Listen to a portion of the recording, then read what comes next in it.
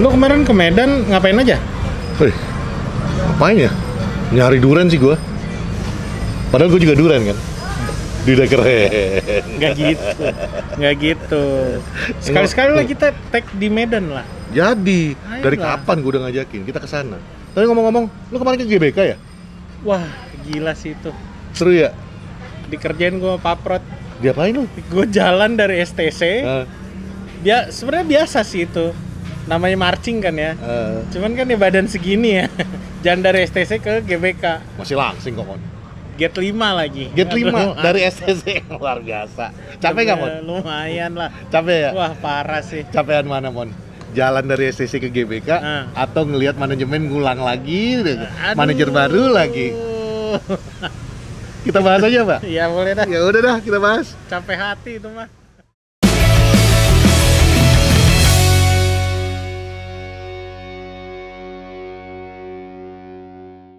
Kembali lagi di Poros Salang bersama saya Patrick dan dia Raymond. Emang gak ada nama. Aduh, gua lupa mulu. Banyak Pokoknya. Sermon ya. Sermon ya. Enggak, ada yang sermon, Bang Sermon. Sermon. Ya ini. Banyak ya. Nah, kalau emang makanya gue bilang orang kalau ngeledekin orang tuh gampang. Yoi. Realitanya Aduh. lo namanya Raymond Paraeng. Raymond Paraeng. Lo bisa carilah. Raymond sih manggilnya, Paraeng Ya. bapaknya. Jangan bobo nama bapak kau le. Bapakku juga udah gak ada, Le. Iya. Oh iya. Udah temenan. Jangan-jangan Udah lagi tag di atas. Lagi tag di atas, bikin video. Bapaknya Pak Prot juga, rame-rame di atas. Benar. Jadi bapaknya Pak Prot yang ngarahin ke bapak kita. Iya, benar. Candaan kita agak berbahaya ya. Tapi ngebahasnya ini perang. Set. Ya kan zaman dulu semua tuh. Ya, terus? Toko-toko. Aduh, gimana nih? Gue denger kemarin Ruben Amorim, kita belum sempat bahas tuh ya. Belum. Dia ada akhirnya interview pertama Ruben Amorimnya udah sering kita bahas. sama si siapa jurnalis yang lagi naik nama, Harry Robinson kalau nggak salah. Oke. Ya kan? Oh ya Harry. Bukan Harry Onci, bukan. Nah, itu Bukan teman Harry kita. Potter. Bukan juga. Atau Harry Rusli, iya, udah nggak ada orang. Atau Harry Kane, Ya. masih lanjut nih. Iya. Nggak dapat nama lah. Harry Rusli gue mau. Udah Harry tadi. Rusli. Ya udah. Gimana nih menurut lu? First Dia- interview. Yang gue denger sih dia pertama kali dibuka dengan romantismenya dia waktu dia ke Old Trafford. Ya. Dia datang ke Old Dia bilang Trafford. benci. Enggak, dia bilang memori gue yang paling the best banget di Old Trafford adalah ketika berapa menit tuh mereka unggul 2-0. Ya. Jadi itu dengan stadion semegah itu, supporter MU full support, ada supporter dari Braga juga. Ya. Mereka unggul 2-0 kan dari golnya Alan tuh dua-duanya. Sampai akhirnya dilibas sama Chicharito, ya kan? Yoi. Jadi dibalikin 3-2. Ya itu dia bilang kan. Persis ya terakhir gol ya kalau nggak salah tuh. Ini kan dia bilang kan. Ini stadion yang paling gua suka dan megah, tapi ini juga yang gue paling benci kenang-kenangannya karena kita memimpin 2-0 itu yang tadi ceritanya. Iya. Kan. Tapi ya itu gue bilang, Mon. Di grup kan sempat tuh Pak Prot share kan interviewnya untuk kita baca-baca, Ya, pelajari kita kan. langsung lihat tuh. Kita lihat langsung kan. Terus gue bilang, "Nih interviewnya sangat ini ya. Sangat-sangat PR ya. Tapi gua nggak Public setuju. relation banget. Ada beberapa, memang dia ngebawa pengalaman dia ngebawa visi dia, filosofi dia. Yang which is dia juga nggak muluk-muluk menurut gua. Ya pelatih apa adanya. Betul. Kalau gue bilang, ya nggak kayak kemarin kan Ten Hag kayaknya satu interview dia di awal itu blunder semua. Nggak, kalau Ten Hag dia waktu awalnya kan dia bilang era comes to an end. Iya. Jadi untuk secara maksudnya dia tuh bagus. Kalau misalnya lu tau kan kalau zaman-zaman dulu di bioskop, kalau sekarang kan agak kurang tuh bioskop ya. Bioskop lu datang sekarang kan cuma nonton highlight doang kan, apa highlight Iklan. preview dari film yang akan Ya, kita tonton. ya. Kalau dulu kan ada yang back soundnya itu loh, yang ngomong back voice-nya gitu yang in a world of trouble there is one police officer. Yang kayak gitu kan. Nah, kalau gue bilang Ten Hag itu yang model kayak gitu. Era will come to an end. Bikin lu excited, bikin lu berharap. Tapi in Tapi reality kita udah nggak perlu lagi dikasih harapan. kita itu udah capek Udah sebenarnya. berkali-kali. Cuman ya itu. Tapi kalau dikasih kita juga tetap aja bego, masih aja ngarep kan Masih gitu. dimakan. Tapi maksud gue itu ya kayak gitu. Ten Hag kan membuatnya kayak gitu. Nah kalau gue lihat approach-nya Ruben Amorim ini, gue bilang PR-nya sih, makanya yang tadi gue bilang PR-nya itu pintar. Yang di-address itu betul-betul apa yang lagi jadi masalah isu yang sedang dihadapi fans-fans Manchester United. Fans ya, bukan MU-nya aja. Fans-fansnya. Ya contohnya kayak gitu tadi. Ruben Amorim mengharapkan kebantuan dari fans nih. Jadi dari awal tuh udah dibilang, ketika mereka ketinggalan 2-0, tapi dengan bantuan dukungan fans yang segitu masifnya, mereka bisa membalikkan jadi 3-2 kan gitu. Dan ditambah lagi, padahal mah Alex Ferguson aja yang pinter itu. nah itu. yang kedua kan dia bilang tuh, yang gue tangkap banget ya, yang dia bilang bahwa ketika Manchester United apa maksudnya lebih kepada Manchester United itu adalah mesin daripada Premier League. Iya. Dia mengatakan bahwa gue sih ngelihatnya kayak ya sorry bukan ass licking juga, tapi dia kan sekarang manajer kita, wajar aja dia ngomong kayak gitu, tapi kayak betul-betul ass licking kepada fans bahwa Manchester United itu adalah mesin dari Premier League. Dalam kata lain, tanpa kita itu sebenarnya Premier League itu nggak ada nilainya kan gitu. Sebenarnya nggak kayak gitu juga ya Gan ya. Tapi cuman pada masanya ya iya. Pada masanya iya. Jadi kalau gue nangkep ya salah satunya, nanti kita akan telusuri lebih dalam. Cuman yang gue tangkap adalah ini ibaratnya pemain, dan dia sendiri minta kan, gue mau satu baju seandainya gue bisa pakai ini sebagai pemain, dia bilang. Iya. Dia pengen kalau ngulang waktu dia pengen pakai baju itu. Betul. Nah kalau gue bilang ini kayak ibaratnya pemain atau kita fans yang tiba-tiba dikasih pekerjaan sebagai manajer Manchester United. Jadi excitednya segitunya gitu loh. Itu impiannya ya. Secara nggak langsung itu impiannya Gary Neville, impiannya Roy Keane, ya nggak sih? Gary Neville mungkin gitu. Nggak sih kan. Dia udah kapok banget pas waktu habis Valencia. Sekarang kalau tiap interview kalau ditanya, lu masih mau jadi manajer nggak? Enggak, gue cukup jadi pundit gitu. Ya mungkin ada impian lah, gue pengen ya maksudnya Nistelrooy kemarin gila, gue yang dulu udah main tiba-tiba gue ngelatih tim gitu loh kan. Which is thank you very much Van Nistelrooy. Thank you banget. 4 game, 3 kemenangan ya? 3 kemenangan. 1 seri. Ya benar, gue setuju sih. Memang sekarang yang diperluin manajer baru selain support dari manajemen yang which is sekarang udah pasti ada. Beda zaman Erik ten Hag kan. Ya. Dia butuh kepercayaan sama support dari fans dan supporter. Dia membedakan dua itu loh. Ya. Kayak yang kemarin kita ngomong. Dia butuh kepercayaan dari fans sama supporter. Betul. Nah, itu perlu, penting banget buat dia modal. Karena dia juga sempat bilang kalau nggak salah di akhir-akhir tuh setelah ngomongin filosofi apa segala macam, dia berani jamin 100% di game lawan Ipswich nanti total dia akan berbeda. Dia kata-katanya kamu akan melihat sesuatu yang baru lah. Sesuatu yang baru, kamu akan melihat identitas. Dan menurut gua itu nyindir Ten Hag banget. Iya. Itu makanya gue bilang PR banget. Nggak mungkin dong. Amorim nggak mungkin ada masalah pribadi dengan Ten Hag. Nggak ada dong. Dan setahu gue dia juga bukan fans berat MU juga kan. Atau mungkin dia juga nggak nyindir. Ya tapi itu nyindir banget.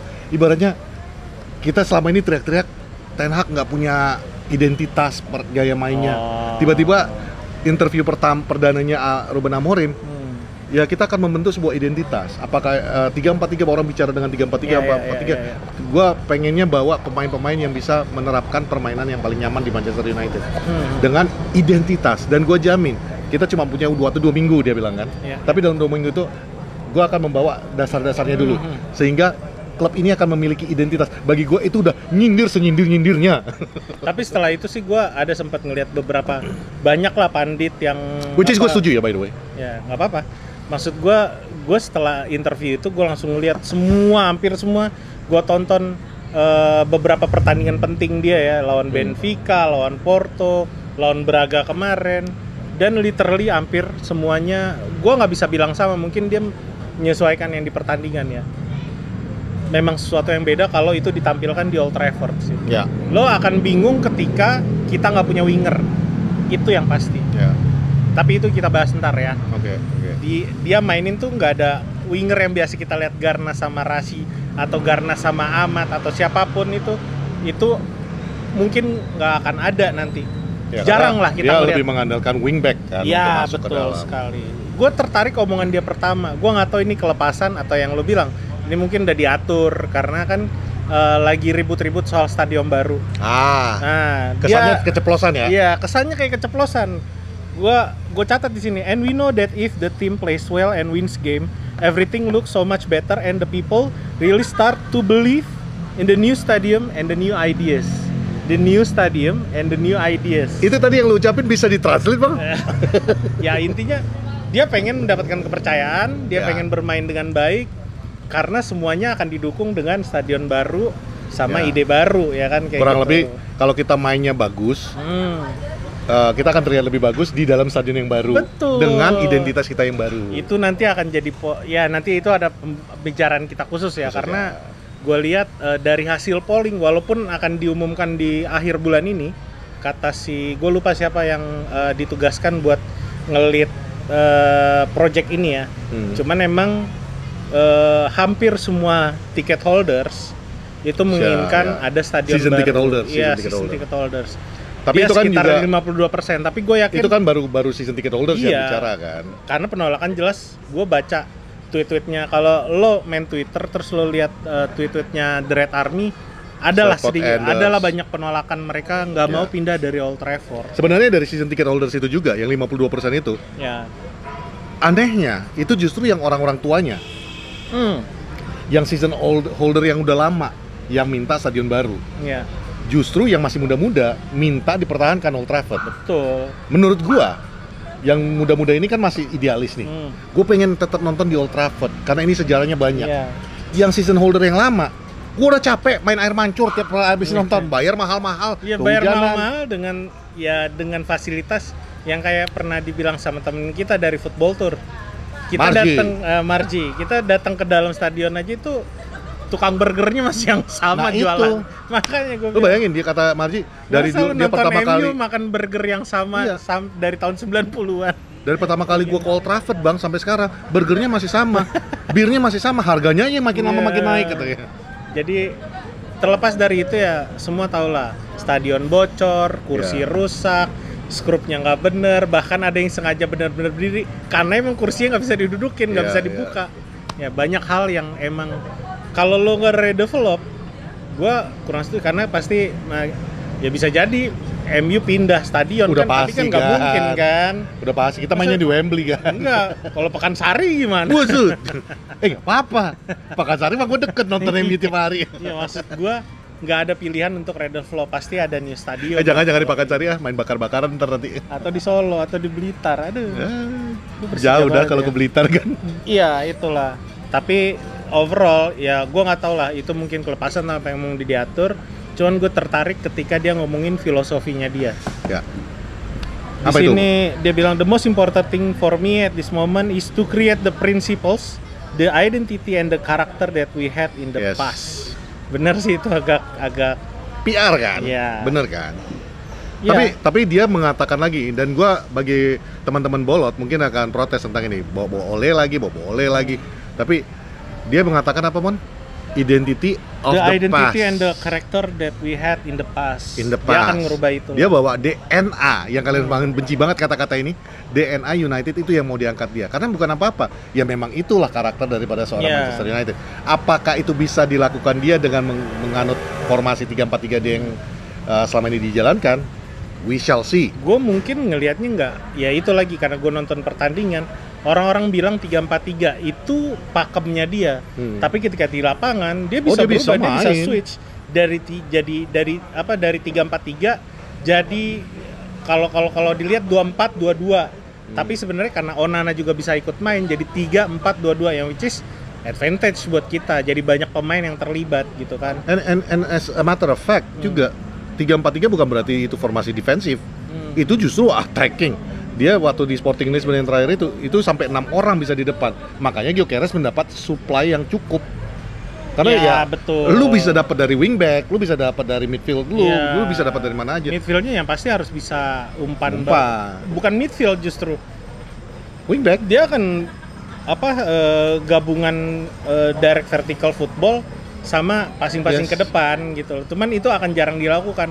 Kalau punya celah, kayak kemarin kan Gyökeres nyetak gol di gawang City kan kayak gitu kan. Dia dapat posisi bagus, dia ngeliat celah, disikat dari Diomande itu yang umpan jauh. Itu yang gue maksud tadi, yang sampai 6 orang di depan. Nah, which is sebenarnya packing area lawan itu betul-betul dipenuhi dengan pemain-pemain kita yang which is selama ini kurang dilakukan menurut gua. Dan dia ada ciri khas dia tuh nempatin buat support si striker, itu ada 2 attacking midfielder yang which is sebenarnya dia main sebagai forward. Ya. Kalau di Sporting itu kan ada Pedro Goncalves sama Trincao. Ya. Kalau di kita sebenarnya banyak, tapi gue yakin di sini akan jadi korban adalah Garnacho. Karena kita tahu semua lah, Rashid secara touch lebih baik dari Garnacho. Dan untuk insting dia nyetak gol, larinya segala macam. Amat lebih terbuka optionalnya dia juga daripada Garnacho. Betul, bisa jadi di depan nanti antara ini kalau gue catet, gue ngira-ngira ya buat di posisi itu antara Rashid atau Zirkzee. Pilihan ketiga mungkin si Garnacho. Yang di kanan either Bruno, Amat atau Mason Mount. Kalau dia mau mainin high pressing ya, kalau mungkin ketemu lawan City, make sense. Orang yang dibutuhin orang-orang kayak Mason Mount kayak gitu kan. Kalau lawan City udah jelas, lu butuh Mason Mount lu bukan butuh yang modelnya attacking. Itu kemarin yang kita sempat kalau nggak salah Mas Gusti sempat bilang Bruno bisa jadi winger. Nah itu bakal kejadian karena sistemnya si Amorim membuat winger right midfielder sama left midfielder kanan kiri itu masuk ke tengah. Iya. Nah itu kan bagiannya Bruno kan, dia bukan pure winger. Nah wingernya itu ya wingback kita gitu. Jadi gue ngeliatnya aja kalau misalnya itu dimainkan nanti mumpung lawan Ipswich ya, kita akan ngelihat ya betul ini akan totally berubah karena itu bisa banget dijalankan. Tapi walaupun begitu, ya pertama minimal kita ini sekarang udah mudah-mudahan memiliki sebuah identitas baru. Yang selama ini kita nggak harus miliki. Ya mungkin selama ini kita belum memiliki. Yang kedua, jangan juga ekspektasi lu itu bahwa Ruben Amorim masuk dengan segala hype yang terjadi lawan Ipswich itu akan menjadi pertandingan yang gampang. Gak gampang. Satu, Ipswich juga bukan tim yang berat-berat banget untuk kita hadapi. Tapi ini Ruben juga baru memiliki 2 minggu, literally 2 minggu untuk beradaptasi dengan tim. Plus yang ikut dengan timnas yang bermain dengan Inggris. By the way, congratulations England, gila kemarin Irlandia dibantai habis-habisan. Lee Kersley loh. Yoi. Apakah dia akan tetap? Jadi kalau ketika nanti dia masuk pun jangan terlalu berekspektasi bahwa kita akan membantai Ipswich, tidak. Karena ya balik lagi, ini bukan game, ini manajer betul-betul butuh adaptasi dengan pemain-pemainnya, betul menyampaikan seperti apa keinginan dia tim itu bermain, dan itu tidak segampang itu. Mungkin ada 1-2 pemain mungkin kayak Ugarte udah memahami. Ugarte. Udah pasti. Ugarte akan udah jadi pasti. kunci. Ugarte itu udah pasti akan jadi pemain utama. Ya. Kuncian itu. Jadi karena first of all ya kayak kita udah sering bahas ya, udah 3 episode kita bahas. Ugarte itu akan menjadi ya jangkar untuk formasi Amorim ke depannya ini. Betul. Nah, menurut gue itu mungkin kayak Ugarte yang udah pernah bermain yang di bawah asuhan dia, tapi yang lainnya kan juga masih butuh memahami filosofinya Amorim ini seperti apa. Jadi manage your expectation juga di dalam itu. Jangan terlalu nganggap wah ini udah manajer baru tapi ya mumpung lawan Ipswich kan maksud gue ya harusnya kita bisa ngelihat nih identitas how United playing itu di game itu akan totally berubah. Dan mungkin nggak ya kalau lawan tim besar pasti kelihatan dong. Tim kecil loh ini gitu loh, akan dipakai juga nggak? Kalau semua terlihat mudah, ya bukan tidak mungkin selamanya dia akan menerapkan taktik itu. Toh di dalam interviewnya juga mengatakan tadi yang lu bilang kan, gue akan mengajarkan basic prinsipalnya dulu nih. Basic prinsipal daripada identitasnya dia, apa yang dia mau mainkan, sepak bola seperti apa yang dia inginkan, seperti itu. Apalagi yang di interview dia yang menarik menurut lo? Sama yang dia kelepasan soal redevelop Carrington. Which is kita juga punya orang dalam yang kemarin udah sempat sharing udah juga. Udah di-share ya, kalian bisa ngeliat di IG-nya itu penampilan terakhir Carrington lah, mungkin akan seperti itu. Besok lo masuk ke Carrington tuh mungkin ada tangga jalan, nggak tahu kan? Nggak, jadi orang atau ada trek lari kan nggak tahu. Iya, jadi lu mau datang masuk ke Carrington itu yang trek lari. Jadi kalau di airport kan eskalatornya membantu kita lebih cepat kan. Kalau ini memperlambat, jadi lu harus lari. Makanya gue bilang, ya gue nggak tahu lah. Yang pasti dengan itu Ten Hag kali yang menginginkan yang kayak gitu kan. Maksud gue itu yang selama ini United udah ketinggalan hampir 10 tahun, 11 tahun lah. Bahkan sampai Ronaldo di interviewnya yang mengatakan, gua meninggalkan MU, fasilitasnya begitu, gua balik dari MU, fasilitasnya masih sama seperti itu. Betul. Nah, itu yang mau dirubah. Menurut gua itu ya walaupun dia mungkin keceplosan, seenggaknya kan itu udah ngasih kode buat satu tim pasti pada nonton semua dong, ya kan? Tukang ngeliatin permainan lawan kayak gitu-gitu pasti pada nonton semua tuh wawancara, wah dia benerin semuanya kayak MU yang dulu nggak nih ya gitu. Sempet gue inget kita lawan Bradford, bukan Brentford ya, dulu banget. BRAD. Ya, Bradford. Dia bahkan pelatihnya gue lupa waktu itu sampai bilang, gila pemain MU di mana-mana, sampai kita nggak tahu nih yang kita lawan ini siapa gitu loh. Maksudnya mungkin nggak ya dengan fasilitas secanggih itu kita bisa mendevelop pemain yang jauh lebih baik lagi daripada yang sekarang. Jadi kalau makanya kan itu Pogba mau latihan. Itu hoax. Gua sampai ngelihat siapa yang nge-tweet ya. Fabrizio Romano dia bilang itu. Ada yang nge-tweet kan bilang bahwa teman kita, gua lupa siapa yang nge-tweet. Gini nih ya rasanya kena hoax foto editor gambar Pogba sama Maino jalan bersama. Cuman dari Carrington yang ini yang gue lihat, for your information, zaman Jose masuk aja itu tidak ada yang namanya ruangan untuk mengukur statistik pemain. Dan dia itu sampai harus menghancurkan satu ruangan khusus untuk membentuk ruangan untuk statistik. Itu zaman Jose itu 2016. Lu bayangin dari situ belum ada perkembangan yang berarti, dan baru sekarang nih Carrington akan diubah secara masif-masifan. Nah, menurut gua ini semua kita udah mulai ke arah positif, dan balik lagi progres itu butuh waktu. Nggak ada lagi yang instan-instan. Ya, jadi lu zaman-zaman Roman Abramovich yang datang bawa uang sekian, beli pemain, beli trofi, itu udah lewat masanya. Kulturnya Manchester United juga nggak kayak gitu. Dan tidak seperti itu juga. Sekarang ini lebih kepada progress takes time. Kita itu kurang lebih kalau dibilang old firm yang modelnya miripnya sama dengan Liverpool. Liverpool juga butuh 30 tahun. Kita mudah-mudahan nggak sampai ya 30 tahun. Kita baru 10. Baru 11. Cuman, tapi, cuman ini adalah progres yang positif. Kita lihat manajemen baru. Kita selama ini teriak Glazers out. Walaupun belum sempurna seluruhnya out, tapi udah mulai nih masuk. Kita menginginkan Carrington diperbaiki dengan interview Ronaldo yang menjelekkan itu sudah mulai terlihat. Kita mengharapkan ada identitas musim lalu. Dan ini mulai terbentuk dengan didatangkannya seorang Ruben Amorim, which is sedikit ironi karena formasi yang dimainkan justru berbeda dengan DNA-nya United. Ditambah lagi memang pemainnya mungkin beberapa bukan pemain yang dibutuhkan dia. Betul. Kayak yang gue bilang, mungkin Garnacho nggak dapat tempat, mungkin Eriksen nggak dapat tempat, apalagi Casemiro gitu kan. Nah, jadi kayak gitulah. Ada semua namanya perubahan-perubahan positif yang sedang berjalan. Ya, ini yang kita support ya kan. Kalau secara overallnya, menurut lo, Manchester United ini setelah kedatangan Amorim ini, bisa nggak sih kita ngegeser balik ke posisi 4? Kalau untuk di musim pertama sih cukup berat.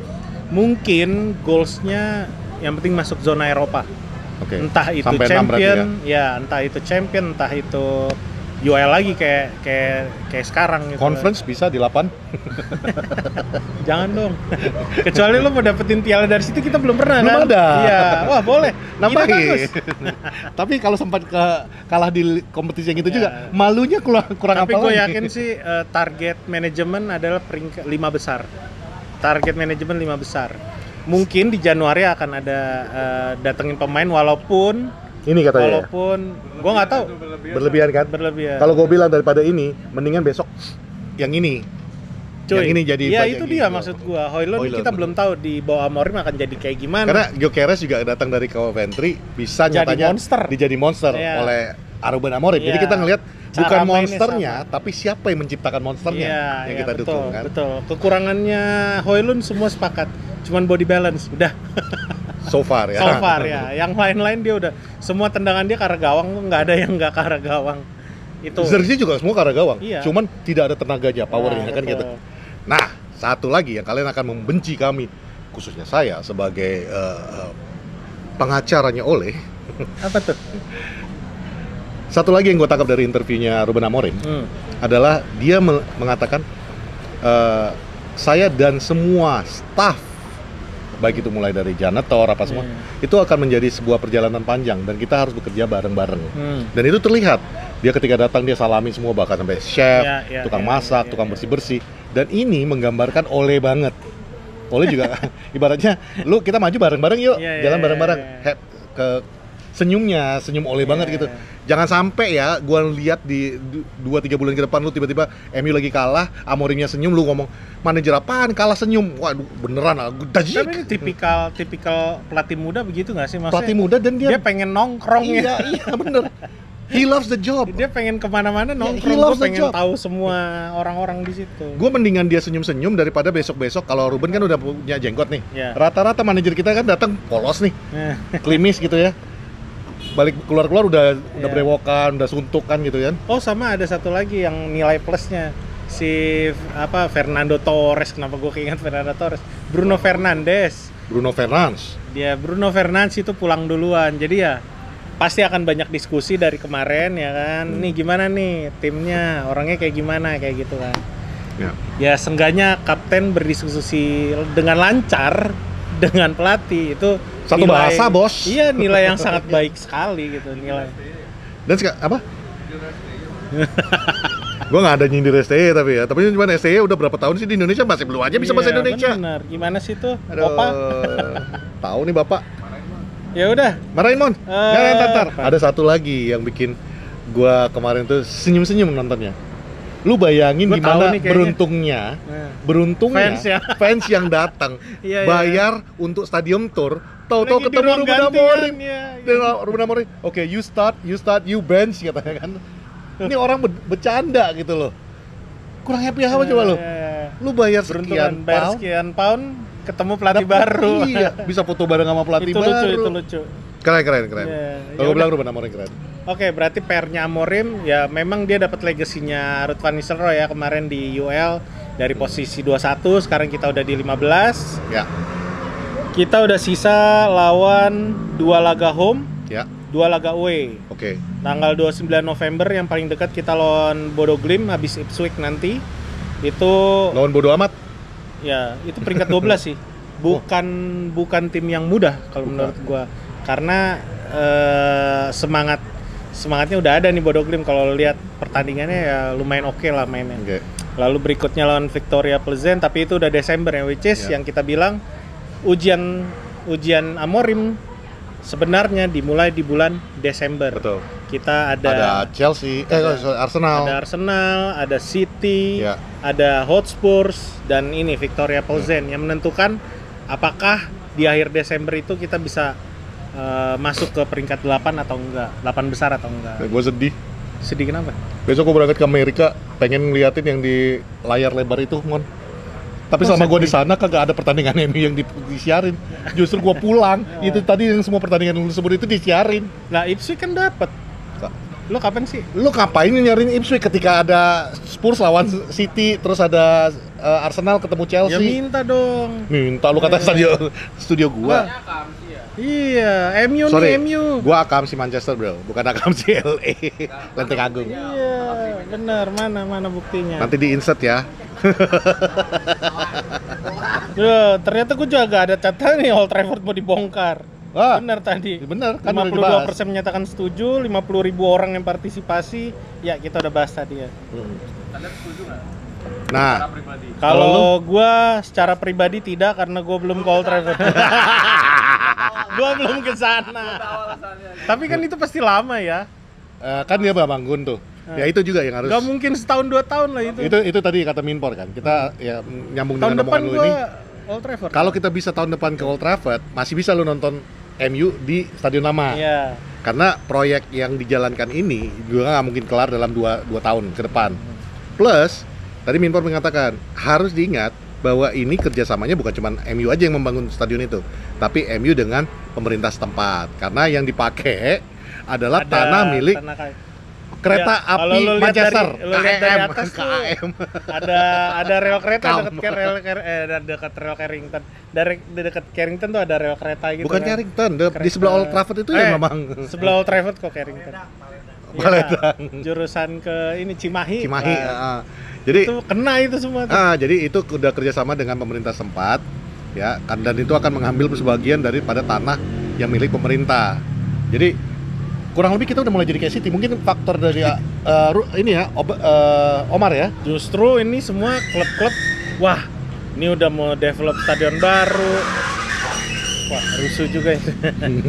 Terus tempat latihan baru, apa fasilitas buat kesehatan baru, ketar-ketir. Habis itu lawan Ipswich kalah 3-0. Jangan dong anjing. Diketawain.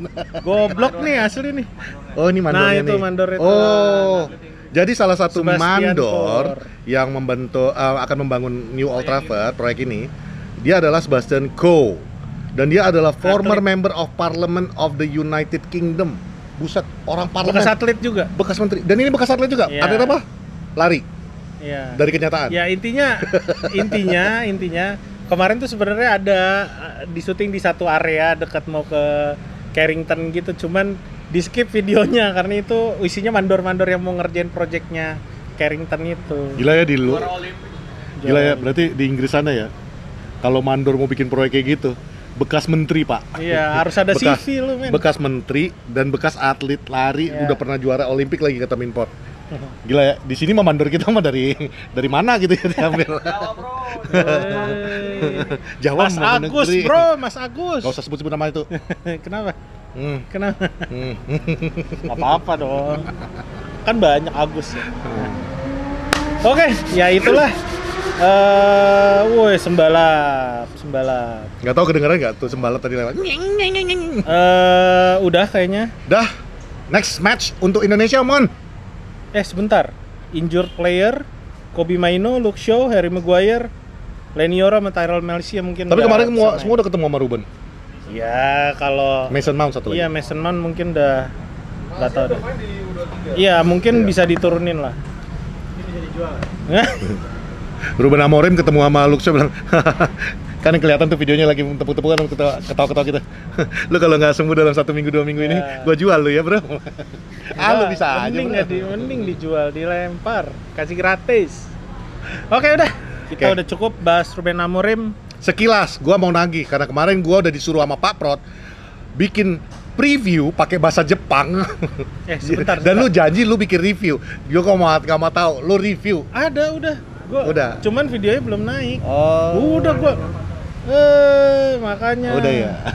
Nonton dong. Lo gimana sih host tapi nggak nonton video?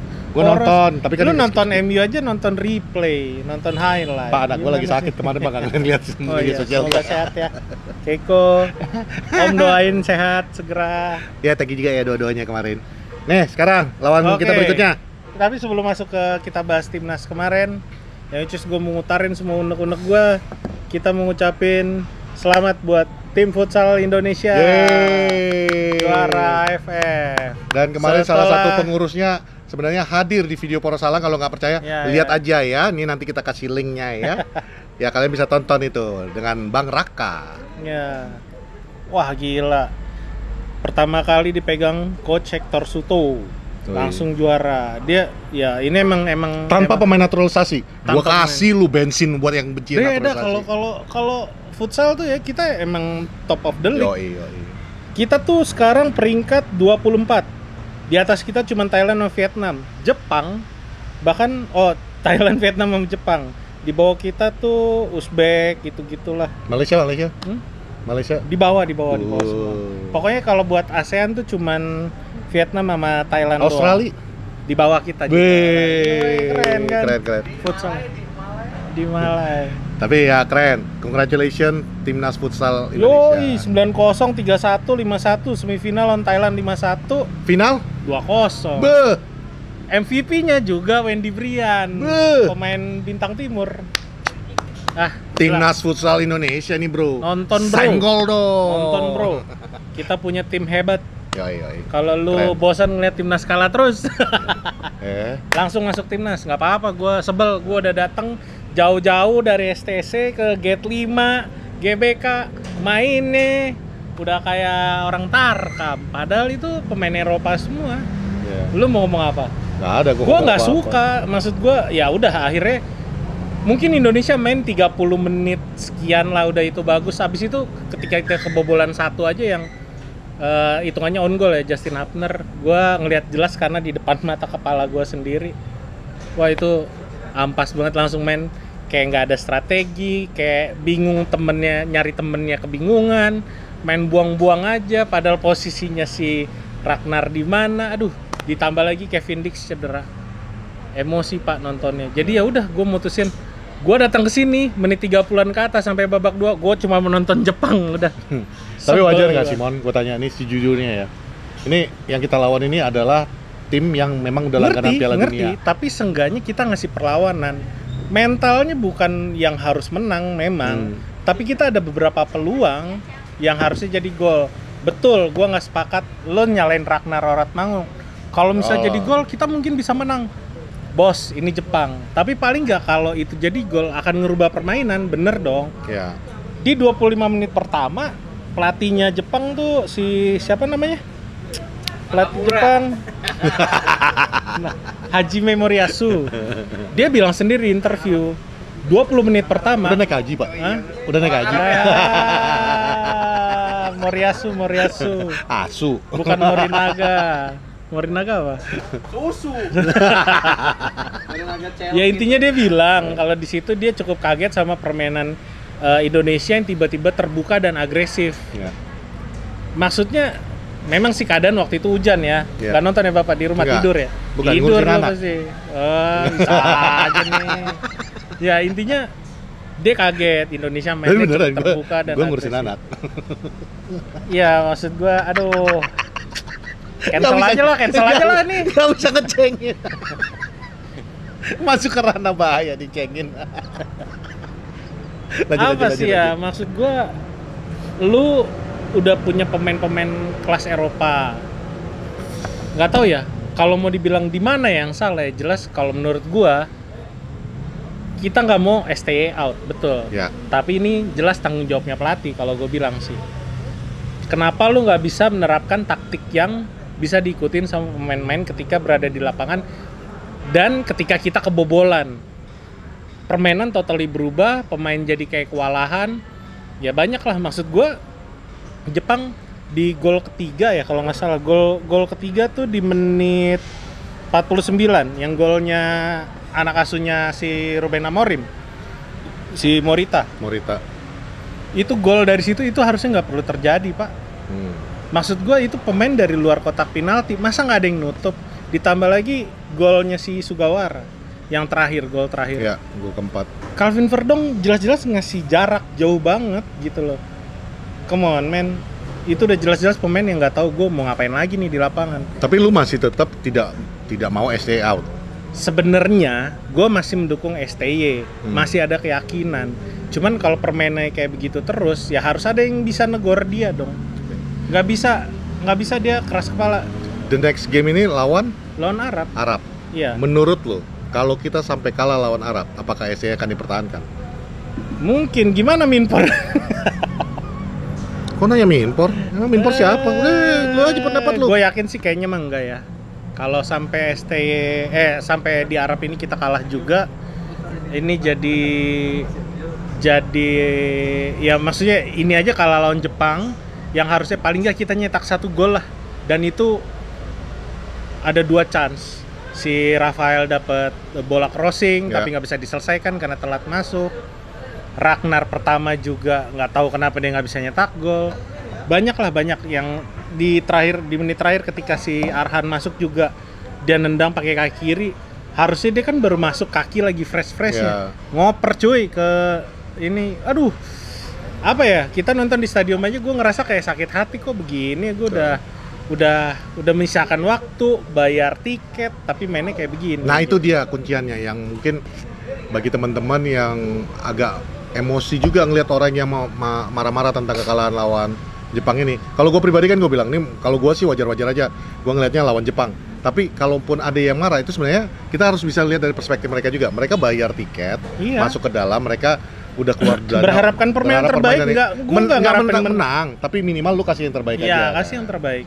Nah itu Jepang tuh belum pernah dibobol gawangnya. Betul. Kecuali kemarin bunuh diri ya, dia kebobolan. Oke. Nah ini nasi udah jadi bubur nih Mon. Kekalahan 4-0. Tapi gue tanya tuh nih, sebelum gue tanya tentang Arabnya. Ya.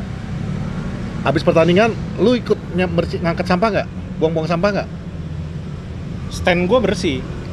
Ngangkat sampah nggak kali ya? Iya. Oh berarti nggak ada Stand gua nyampah. bersih. Lu tau kan kita di babak kedua dibagiin ini ya paprot ya, dibagiin sama temen-temen dari Ultras Garuda buat nyalain lampu supaya jadi merah, karena seberang sana di ya di seberang warnanya putih, jadi biar merah putih gitu ya. Nah itu kan banyak berserakan, gua ambil-ambilin. Lu ambil-ambilin? Ambil-ambilin. Itu yang gua mau tanya. Dan itu budaya yang menurut gua harus dijalankan, ditiru oleh fans-fans Indonesia. Habis pertandingan, bersihin stadion. Malu nggak sih kalau stadion itu kotor, sementara tamu yang bersih-bersihin? Ini kenapa jadi bahas stadion dan ini? Enggak, gue cuma bukan stadionnya. Gue nggak peduli dengan Habit supporter. Enggak sih, beberapa gue Habis lihat ada pertandingan banyak tuh yang angkat. beli es beli kan ada tukang es teh manis masuk. Mereka turun juga bawa itu. Nah sebuah itu yang gue mau, kalau bisa diteruskan aja, budaya seperti itu bagus. Habis pertandingan kita punya tanggung jawab. Oke. Sama kayak habis lu makan, ya misalnya lu makan di restoran fast food, tolong lu jangan punya mental sebagai seorang juragan ya. Habis makan lu angkat tuh tray-nya, lu buang Ini sampah lo lu ngomong sendiri. gini karena lu nggak tahu mau membahas apa soal timnas ya. Ya, karena kan lu yang akan review tentang Arab. Ya udahlah intinya. Kevin Dick gitu udah lah. pasti cedera. Kevin Dix, Nggak turun. tapi gue nggak tahu ya. Nanti nggak tahu cedera ringan. Soalnya lututnya yang di ini dibalut. Udah Minpor bisa gimana? berarti ya. Malam ini bisa, Pak. Kok Minpor tahu? Minpor dapat. Info Dia ini teman sesama admin ya. Sama admin. Sesama admin tuh saling Nah, sharing berarti ya. di game Arab besok kita nggak ada Kevin Dix. Hmm. Yang which is kemarin gue juga cukup kaget Kevin Dix ditaruh di jadi fullback di Ya. kanan. Dia kan selama main di Utrecht di klub sebelumnya ini RST divisi yang divisi 2 Belanda, Emen ya, lupa gua. Itu center back terus tiba-tiba ditaruh jadi fullback. Gua nggak ngerti apa yang dipikirin STY, tapi ya udah. Dia kemarin itu bermain baik. Kevin Dix, si siapa Brighton siapa? Mitoma aja kena kartu kuning, stres berarti kan. Iya. Itu 20 menit pertama gue ngeliat, wah mantap nih Indonesia nih, bisa lah kita 1 gol nih, 2 gol gue yakin.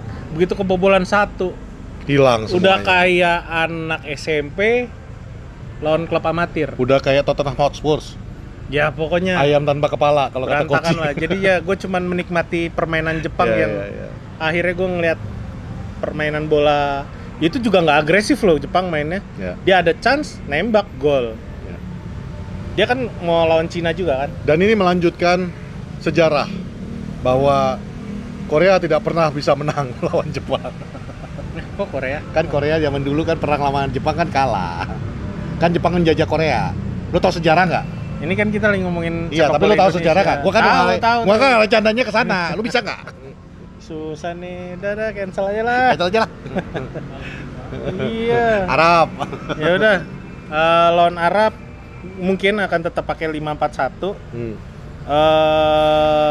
Good newsnya possibility kita dapat oleh Romeni yang which is Yes. memang kekurangan kita udah clear banget. Kemarin lawan Jepang udah kelihatan banget kita nggak ada orang di depan.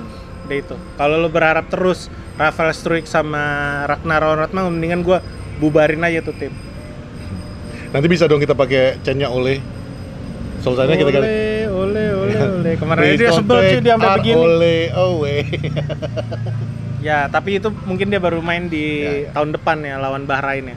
Cuman ya berharap Lawan siapa? Lawan Bahrain sama Main di mana? Lawan Bahrain tuh Tetap di Indonesia Maret ya, ya, guys. Maret ya. 2025 ya. Bahrain sama mana sih? Cina ya? Bahrain sama Cina. Iya, Bahrain Ya, Cina, Cina kan. kan? Bahrain sama Cina. Australia dulu. Ah, Ya, Australia, Bahrain, Cina. Ya intinya ini 3 home-nya kita terakhir. sebelum kita libur panjang mungkin ada AFF, cuman kan yang pasti nggak tahu bakalan pemain inti yang main atau enggak, mungkin U23 kan nggak tahu. Di Arab kita wajib menang Wajib. besok. Jadi siapa yang datang? Mungkin kalian juga datang, ayo kita support lagi Indonesia. Gue sih masih optimis ya, masih optimis. Apalagi kita bahas kan nih Bahas nggak usah dia terlalu dalam. si Karena ini tinggal 2 menit. menurut lo gimana Pak Ete? Pak Ete. Nah, ayo. Jadi tadi sebelum take ini off screen kita itu ribut. Gua mendukung apa yang dilakukan Pak ET. Tapi gue bilang seandainya tidak ada kamera lebih baik. Tapi kalaupun ada kamera menurut gue itu sah-sah aja. Karena menurut gue ya, ini gue pribadi. Mau di post dulu kan? Ya udah. Karena ngomongnya di sini kali ya, Ya udah. biar gak terganggu. Karena menurut gue yang dilakukan Pak ET itu udah sering gue lihat dilakukan oleh pemilik klub. Apakah benar itu apakah perlakuan seperti itu benar atau salah? Itu nomor 2. Tapi di Indonesia itu sering banget gue lihat. Zaman gue Persema, owner gue Pak Didit, kalau kita kalah besar atau kita menang besar, Pak Didit akan turun masuk ke ruang ganti dan memberi motivasi. Demikian juga ketika gue di Persikabo, ya, ayah tercinta, aku ingin bertemu walau. Kenapa jadi nyanyi?